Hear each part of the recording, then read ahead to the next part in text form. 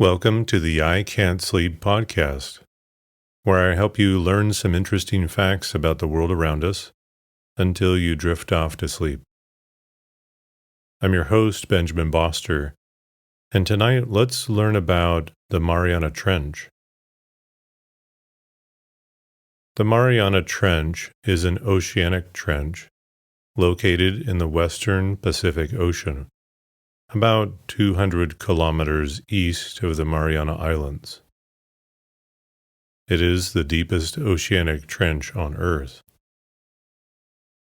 It is crescent-shaped and measures about 2,550 kilometers in length and 69 kilometers in width. The maximum known depth is 10,984 plus or minus 25 meters, at the southern end of a small slot-shaped valley in its floor, known as the Challenger Deep. The deepest point of the trench is more than 2 kilometers farther from sea level than the peak of Mount Everest. At the bottom of the trench, the water column above exerts a pressure of 1,086 bar. And if you don't know what a bar is, then that's about 15,750 psi, more than 1,071 times the standard atmospheric pressure at sea level. At this pressure, the density of water is increased by 4.96%. The temperature at the bottom is 1 to 4 degrees Celsius. In 2009, the Mariana Trench was established as a U.S. national monument, Mariana Trench Marine National Monument. One-celled organisms, called monothalemia, have been found in the trench at a record depth of 10.6 kilometers below the sea surface by researchers from the Scripps Institution of Oceanography. Data has also suggested that microbial life forms thrive within the trench. The Mariana Trench is named after the nearby Mariana Islands, which are named Las Marianas in honor of Spanish Queen Mariana of Austria. The islands are part of the island arc that is formed on an overriding plate, called the Mariana Plate, also named for the islands, on the western side of the trench. The Mariana Trench is part of the Izu-Bonin-Mariana subduction system that forms a boundary between two tectonic plates. In this system, the western edge of one plate, the Pacific Plate, is subducted, i.e. thrust beneath the smaller Mariana Plate that lies to the west. Crustal material at the western edge of the Pacific Plate is some of the oldest oceanic crust on Earth, up to 170 million years old, and is, therefore, cooler and denser. Hence its great height difference relative to the higher riding and younger Mariana Plate. The deepest area at the plate boundary is the Mariana Trench proper. The movement of the Pacific and Mariana Plates is also indirectly responsible for the formation of the Mariana Islands. These volcanic islands are caused by flux melting of the upper mantle due to the release of water that is trapped in minerals of the subduction portion of the Pacific Plate. The trench was first sounded during the Challenger expedition in 1875, using a weighted rope, which recorded a depth of 4,475 fathoms. And if you don't go by fathoms, then that's about 26,850 feet. In 1877, a map was published called Tiefenkarte des Großen Ozeans, Depth Map of the Great Ocean by Peterman, which showed a Challenger Teef, or Challenger Deep, at the location of that sounding. In 1899, USS Nero, a converted collier, recorded a depth of 5,269 fathoms, or 31,614 feet. In 1951, under Chief Scientist Thomas Gaskell, Challenger 2 surveyed the trench using echo sounding, a much more precise and vastly easier way to measure depth than the sounding equipment and drag lines used in the original expedition. During this survey, the deepest part of the trench was recorded when the Challenger 2 measured a depth of 5,960 fathoms, or 35,760 feet, at 11 degrees 19 minutes north, 142 degrees 15 minutes east, known as the Challenger Deep. In 1957, the Soviet vessel Vityets reported a depth of 11,034 meters at a location dubbed the Mariana Hollow. In 1962, the surface ship MV Spencer F. Baird recorded a maximum depth of 10,915 meters using precision depth gauges. In 1984, the Japanese survey vessel Takuyo collected data from the Mariana Trench using a narrow, multi-beam echo sounder. It reported a maximum depth of 10,924 meters, also reported as 10,920 plus or minus 10 meters. Remotely operated vehicle Kaiko reached the deepest area of the Mariana Trench and made the deepest diving record of 10,911 meters on the 24th of March, 1995. During surveys carried out between 1997 and 2001, a spot was found along the Mariana Trench that had a depth similar to the Challenger Deep, possibly even deeper. It was discovered while scientists from the Hawaii Institute of Geophysics and Planetology were completing a survey around Guam. They used a sonar mapping system towed behind the research ship to conduct the survey. This new spot was named the HMRG, Hawaii Mapping Research Group Deep, after the group of scientists who discovered it. On June 1, 2009, mapping aboard the RV Kilo Moana, mothership of the Nereus vehicle, indicated a spot with a depth of 10,971 meters. The sonar mapping of the Challenger Deep was possible by its Simrad EM120 sonar multi-beam bathymetry system for deep water. The sonar system uses phase and amplitude bottom detection, with an accuracy of better than 0.2% of water depth across the entire swath, implying that the depth figure is accurate to plus or minus 22 meters. In 2011, it was announced at the American Geophysical Union fall meeting that a U.S. Navy hydrographic ship equipped with a multi-beam echo sounder conducted a survey which mapped the entire trench to 100-meter resolution. The mapping revealed the existence of 4 rocky outcrops thought to be former seamounts.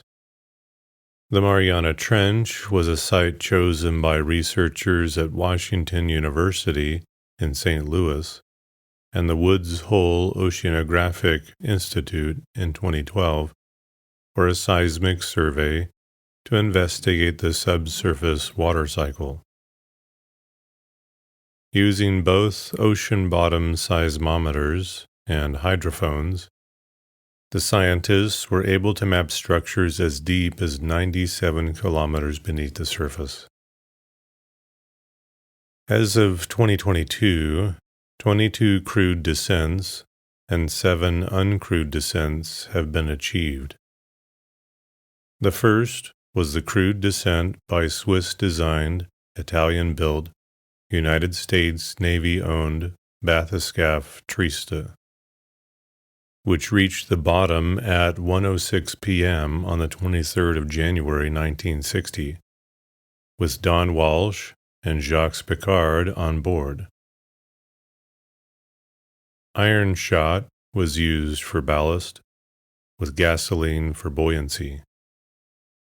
The onboard systems indicated a depth of 30,800 feet, but this was later revised to 35,814 feet.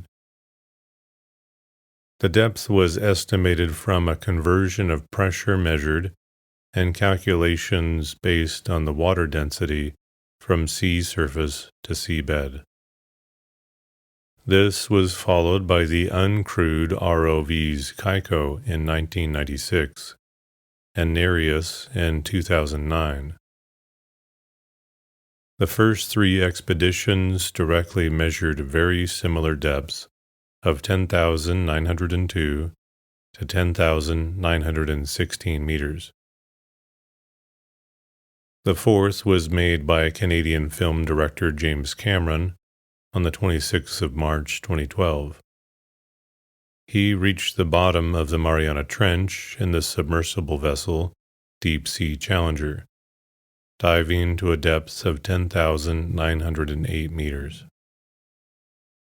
In July 2015, members of the National Oceanic and Atmospheric Administration, Oregon State University, and the Coast Guard submerged a hydrophone into the deepest part of the Mariana Trench, the Challenger Deep, never having previously deployed one past a mile. The titanium-shelled hydrophone was designed to withstand the immense pressure 7 miles under. Although researchers were unable to retrieve the hydrophone until November, the data capacity was full within the first 23 days. After months of analyzing the sounds, the experts were surprised to pick up natural sounds like earthquakes, typhoons, baleen whales, and machine-made sounds such as boats. Due to the mission's success, the researchers announced plans to deploy a second hydrophone in 2017 for an extended period of time. Victor Vescovo achieved a new record descent to 10,928 meters on the 28th of April 2019 using the DSV limiting factor, a Triton 36002 model manufactured by Florida-based Triton Submarines. He dived 4 times between the 28th of April and the 5th of May 2019, becoming the first person to dive into Challenger Deep more than once. On the 8th of May 2020, a joint project between the Russian shipbuilders, scientific teams of the Russian Academy of Sciences, with the support of the Russian Foundation for Advanced Research Projects and the Pacific Fleet, submerged the autonomous underwater vehicle Vitiets-D to the bottom of the Mariana Trench at a depth of 10,028 meters. Vitiets-D is the first underwater vehicle to operate autonomously at the extreme depths of the Mariana Trench. The duration of the mission, excluding diving and surfacing, was more than 3 hours. On the 10th of November 2020, the Chinese submersible Fendoja reached the bottom of the Mariana Trench at a depth of 10,909 meters. The expedition, conducted in 1960, claim to have observed with great surprise, because of the high pressure, large creatures living at the bottom, such as flatfish about 30 centimeters long and shrimp. According to Picard, the bottom appeared light and clear, a waste of firm diatomaceous ooze. Many marine biologists are now skeptical of the supposed sighting of the flatfish, and it is suggested that the creature may instead have been a sea cucumber. During the second expedition, the uncrewed vehicle Kaiko collected mud samples from the seabed. Tiny organisms were found to be living in those samples. In July 2011, a research expedition deployed untethered landers, called drop cams, equipped with digital video cameras and lights to explore this deep-sea region. Among many other living organisms, some gigantic single-celled foraminiferans with a size of more than 10 centimeters, belonging to the class Monothalami, were observed. Monothalami are noteworthy for their size, their extreme abundance on the seafloor, and their role as hosts for a variety of organisms. In December 2014, a new species of snailfish was discovered at a depth of 8,145 meters, breaking the previous record for the deepest living fish seen on video. During the 2014 expedition, several new species were filmed, including huge amphipods known as supergiants. Deep-sea gigantism is a process where species grow larger than their shallow water relatives. In May 2017, an unidentified type of snailfish was filmed at a depth of 8,178 meters. Oceanic trenches are prominent, long, narrow topographic depressions of the ocean floor. They are typically 50 to 100 kilometers wide and 3 to 4 kilometers below the level of the surrounding oceanic floor, but can be thousands of kilometers in length. There are about 50,000 kilometers of oceanic trenches worldwide, mostly around the Pacific Ocean, but also in the eastern Indian Ocean and a few other locations. The greatest ocean depth measured is in the Challenger Deep of the Mariana Trench, at a depth of 10,994 meters below sea level. Oceanic trenches are a feature of the Earth's distinctive plate tectonics. They mark the locations of convergent plate boundaries, along with lithospheric plates move towards each other at rates that vary from a few millimeters to over 10 centimeters per year. Oceanic lithosphere moves into trenches at a global rate of about 3 square kilometers per year. A trench marks the position at which the flexed subducting slab begins to descend beneath another lithospheric slab. Trenches are generally parallel to and about 200 kilometers from a volcanic arc. Much of the fluid trapped in sediments of the subducting slab returns to the surface at the oceanic trench, producing mud volcanoes and cold seeps. These support unique biomes based on chemotrophic microorganisms. There are approximately 50,000 kilometers of convergent plate margins worldwide.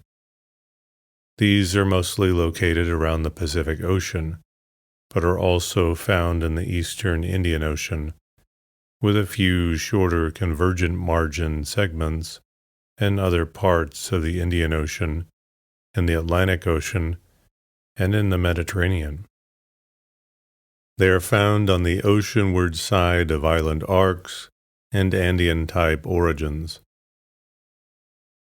Globally, there are over 50 major ocean trenches, covering an area of 1.9 million square kilometers, or about 0.5% of the oceans. Trenches are geomorphologically distinct from troughs. Troughs are elongated depressions of the seafloor, with steep sides and flat bottoms, while trenches are characterized by a V-shaped profile. Trenches that are partially infilled are sometimes described as troughs, for example the Macron Trough. Some trenches are completely buried and lack bathymetric expression, as in the Cascadia subduction zone, which is completely filled with sediments. Despite their appearance, in these instances, the fundamental plate tectonic structure is still an oceanic trench. Some troughs look similar to oceanic trenches, but possess other tectonic structures. One example is the Lesser Antilles Trough, which is the forearc basin of the Lesser Antilles subduction zone. Also not a trench is the New Caledonia Trough, which is an extensional sedimentary basin related to the Tonga Kermatic subduction zone. Additionally, the Cayman Trough, which is a pull-apart basin within a transform fault zone, is not an oceanic trench. Trenches, along with volcanic arcs and Wadati-Benioff zones, zones of earthquakes under a volcanic arc, are diagnostic of convergent plate boundaries and their deeper manifestations, subduction zones. Here, two tectonic plates are drifting into each other at a rate of a few millimeters to over 10 centimeters per year. At least one of the plates is oceanic lithosphere, which plunges under the other plate to be recycled in the Earth's mantle. Trenches are related to, but distinct from, continental collision zones, such as the Himalayas. Unlike in trenches, in continental collision zones, continental crust enters a subduction zone. When buoyant continental crust enters a trench, subduction comes to a halt, and the area becomes a zone of continental collision. Features analogous to trenches are associated with collision zones. One such feature is the peripheral foreland basin, a sediment-filled foredeep. Examples of peripheral foreland basins include the floodplains of the Ganges River and the Tigris-Euphrates River system. Trenches were not clearly defined until the late 1940s and 1950s. The bathymetry of the ocean was poorly known prior to the Challenger expedition of 1872 to 1876, which took 492 soundings of the deep ocean. At station number 225, the expedition discovered Challenger Deep, now known to be the southern end of the Mariana Trench. The laying of transatlantic telegraph cables on the seafloor between the continents during the late 19th and early 20th centuries provided further motivation for improved bathymetry. The term trench, in its modern sense of a prominent, elongated depression of the sea bottom, was first used by Johnstone in his 1923 textbook, An Introduction to Oceanography. During the 1920s and 1930s, Felix Andries Venning Minus measured gravity over trenches using a newly developed gravimeter that could measure gravity from aboard a submarine. He proposed the tectogene hypothesis to explain the belts of negative gravity anomalies that were found near island arcs. According to this hypothesis, the belts were zones of downwelling of light crustal rock arising from subcrustal convection currents. The tectogene hypothesis was further developed by Griggs in 1939, using an analog model based on a pair of rotating drums. Harry Hammond Hess substantially revised the theory based on his geological analysis. World War II in the Pacific led to great improvements of bathymetry, particularly in the Western Pacific. In light of these new measurements, the linear nature of the deeps became clear. There was a rapid growth of deep-sea research efforts, especially the widespread use of echo sounders in the 1950s and 1960s. These efforts confirmed the morphological utility of the term trench. Important trenches were identified, sampled, and mapped via sonar. The early phase of trench exploration reached its peak with the 1960 descent of the bathyscaphe Triste to the bottom of the Challenger Deep. Following Robert S. Dietz and Harry Hess's promulgation of the seafloor spreading hypothesis in the early 1960s, and the plate tectonic revolution in the late 1960s, the oceanic trench became an important concept in plate tectonic theory.